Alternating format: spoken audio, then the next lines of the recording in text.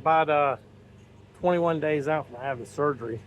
You know, I was really worried about my surgery and all this kind of stuff because I don't really like needles.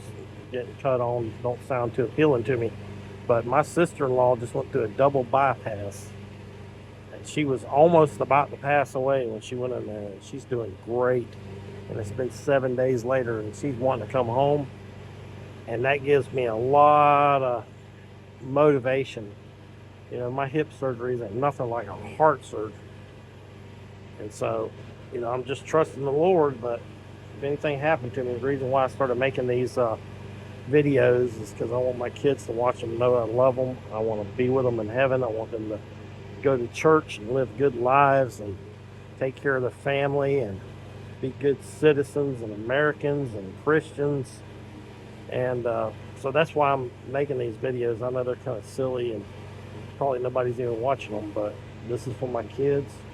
I'm over here in Pensacola on Avery Street doing a yard for my granny's pastor back in the 70s. And so I'm helping him out in this yard over here. I had to go real slow, hold on to stuff. My hip will be killing me for the next couple of days for doing this, but I gotta help him out and do what I can and stay moving and exercise so that that muscle memory will come back.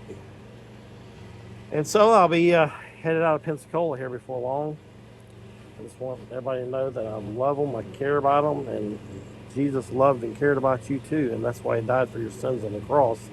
And all you have to do to go to heaven when you die is to believe and trust in him. Abraham believed God and it was counted him to righteousness. Abraham didn't ask God to come in his heart and save him or do anything like that. All he had to do was believe God at his word. And all we have to do is believe the gospel according to the scriptures, the death, burial, and resurrection. And, this life is short. Even 90 years is short compared to eternity.